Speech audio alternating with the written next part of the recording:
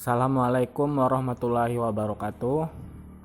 Kami dari kelompok 1 ingin membahas materi tentang model kontekstual atau contextual teacher learning.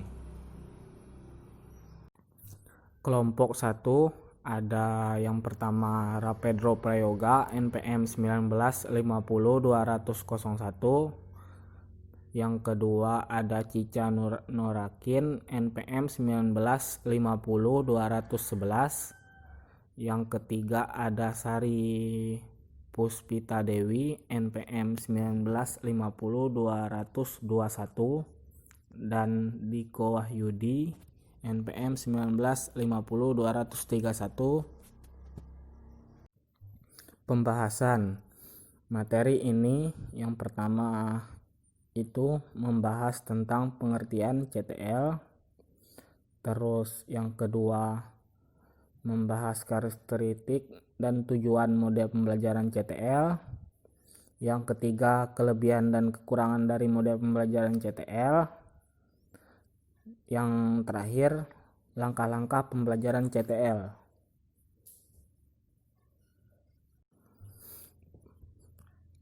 Pengertian CTL atau contextual teacher learning yang menurut para ahli, yang pertama itu ada menurut Johnson 2008, metode pembelajaran kontekstual adalah sebuah proses pendidikan yang bertujuan menolong para siswa melihat makna dari materi akademik yang mereka pelajari dengan cara menghubungkan subjek-subjek akademik dengan konteks dalam kehidupan seharian mereka, yaitu dengan konteks keadaan pribadi, sosial, dan budaya.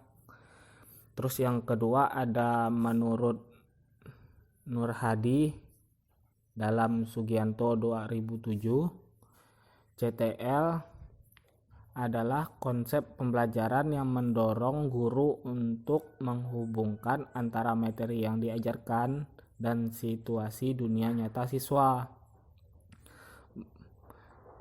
Berdasarkan pendapat para ahli di atas, dapat disimpulkan bahwa pembelajaran kontekstual merupakan konsep belajar yang membantu guru mengaitkan antara materi yang diajarkan dengan situasi dunia nyata dan mendorong siswa membuat hubungan antara pengetahuan yang dimilikinya dengan penerapannya dalam kehidupan mereka sebagai anggota keluarga ataupun masyarakat.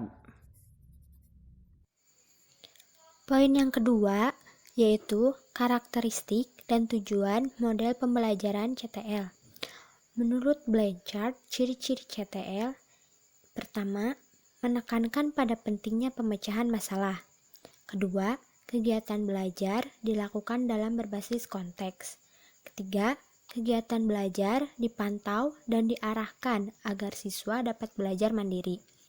Keempat, mendorong siswa untuk belajar dengan temannya dalam kelompok atau secara mandiri. Kelima, pelajaran menekankan pada konteks kehidupan siswa yang berbeda-beda. Yang keenam, menggunakan penilaian otentik.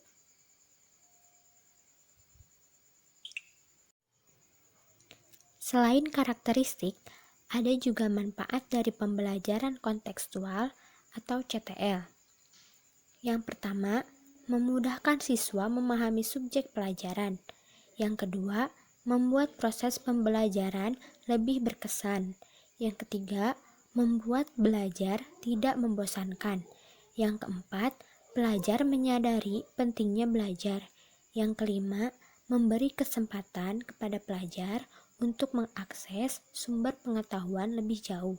Yang keenam, memberikan pemahaman siswa akan pentingnya mempersiapkan diri dari sejak kecil. Selanjutnya, ada beberapa tujuan model CTL. Di antaranya, model pembelajaran ini bertujuan agar dalam belajar itu tidak hanya sekedar menghafal, tetapi perlu dengan adanya pemahaman. Yang kedua, model pembelajaran CTL ini bertujuan agar pembelajaran lebih produktif dan bermakna. Model pembelajaran ini menekankan pada pengembangan minat pengalaman siswa. Model pembelajaran CTL ini bertujuan untuk mengajak anak pada suatu aktivitas yang mengkaitkan materi akademik dengan konteks kehidupan sehari-hari. Model pembelajaran CTL ini bertujuan untuk memotivasi siswa untuk memahami makna materi pelajaran yang dipelajarinya dengan mengkaitkan materi tersebut dengan konteks kehidupan mereka sehari-hari, sehingga siswa memiliki pengetahuan atau keterampilan yang secara refleksi dapat diterapkan dari permasalahan ke permasalahan lainnya. Kelebihan dan kelemahan model pembelajaran CTL. Kelebihan model pembelajaran CTL. 1. Memberikan kesempatan pada siswa untuk dapat maju terus sesuai dengan potensi yang dimiliki siswa, sehingga siswa terlibat aktif dalam PBM. 2.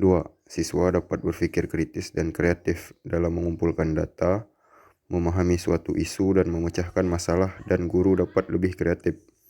3. Menyadarkan siswa tentang apa yang mereka pelajari.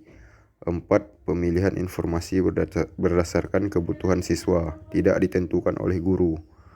5. Pembelajaran lebih menyenangkan dan tidak membosankan. 6. Membantu siswa bekerja dengan efektif dan dalam kelompok. 7. Terbentuk sikap kerjasama yang baik antar individu maupun kelompok. Kelemahan model pembelajaran CTL. 1. Dalam pemilihan informasi atau materi di kelas didasarkan pada kebutuhan siswa, padahal dalam kelas itu tingkat kemampuan siswanya berbeda-beda, sehingga guru akan kesulitan dalam menentukan materi pelajaran karena tingkat pencapaian siswa tidak sama. 2. Tidak efisien karena membutuhkan waktu yang agak lama dalam PBM. 3. Dalam proses pembelajaran dengan model CTL, akan nampak jelas antara siswa yang memiliki kemampuan tinggi dan siswa yang memiliki kemampuan kurang, yang kemudian menimbulkan rasa tidak percaya diri bagi siswa yang kurang kemampuannya. 4. Bagi siswa yang tertinggal dalam proses pembelajaran dengan CTL ini, akan terus tertinggal dan sulit untuk mengejar ketertinggalan. Karena dalam model pembelajaran ini, kesuksesan siswa tergantung dari keaktifan dan usaha sendiri. Jadi siswa yang dengan baik mengikuti setiap pembelajaran dengan model ini tidak akan menunggu teman yang tertinggal dan mengalami kesulitan. 5. Tidak setiap siswa dapat dengan mudah menyesuaikan diri dan mengembangkan kemampuan yang dimiliki dengan penggunaan model CTL ini. 6. Kemampuan setiap siswa berbeda-beda, dan siswa yang memiliki kemampuan intelektual tinggi namun sulit untuk mengapresiasikannya dalam bentuk lesan akan mengalami kesulitan, sebab CTL ini lebih mengembangkan keterampilan dan kemampuan soft skill daripada kemampuan intelektualnya. 7. Peran guru tidak nampak terlalu penting lagi dalam CTL ini. Peran guru hanya sebagai pengarah dan pembimbing karena lebih menuntut siswa untuk aktif dan berusaha sendiri mencari informasi, mengamati fakta, dan menemukan pengetahuan-pengetahuan baru di lapangan. Langkah-langkah pembelajaran model kontekstual. Yang pertama, mengembangkan pemikiran bahwa anak akan belajar lebih bermakna dengan cara bekerja sendiri, menemukan sendiri, dan mengkonstruksi sendiri pengetahuan dan keterampilan barunya. Yang kedua, melaksanakan sejauh mungkin kegiatan inquiry untuk semua topik. Di sini inquiry itu sebagai inti dari sebuah topik. Yang ketiga, mengembangkan sifat ingin tahu siswa dengan bertanya. Yang keempat, menciptakan masyarakat belajar. Yang kelima, menghadirkan model berbagai contoh belajar. Yang keenam, melakukan refleksi di akhir pertemuan. Yang ketujuh, melakukan penilaian yang sebenarnya dengan berbagai cara. Ciri kelas yang menggunakan pendekatan kontekstual. Yang pertama, pengalaman nyata. Yang kedua, kerjasama saling menunjang. Yang ketiga, gembira, belajar dengan bergairah. Yang keempat, pembelajaran terintegrasi. Yang kelima, menggunakan berbagai sumber. Yang keenam, siswa aktif dan kritis. Yang ketujuh, menyenangkan, tidak membosankan. Yang kedelapan, sharing dengan teman. Yang kesembilan, guru kreatif. Jadi di sini guru tuh harus benar-benar peran pentingnya tuh harus kreatif juga gitu karena biar tidak membosankan dalam melakukan pembelajaran. Sinteks model kontekstual teaching and learning.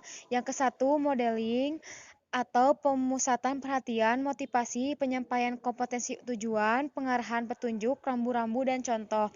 Yang kedua, questioning atau eksplorasi, membimbing, menuntun, mengarahkan, mengembangkan dan generalisasi. Yang ketiga, learning community yaitu seluruh siswa partisipatif dalam belajar kelompok dan individual yang mengerjakannya. Yang keempat, inquiry, identifikasi, investigasi dan atau menemukan. Yang kelima, konstruktisisme menggunakan pemahaman sendiri, mengkonstruksi konsep atau aturan. Yang keenam, reflection atau review, rangkuman atau tindak lanjut. Yang ketujuh, authentic assessment atau penilaian proses belajar dan penilaian dengan objektif. Jadi di sini tuh penilaiannya harus objektif dalam penilaian aktif, penilaian belajar kayak gitu. Sekian dan terima kasih. Mohon maaf bila banyak salah atau perkataan yang salah. Wassalamualaikum warahmatullahi wabarakatuh.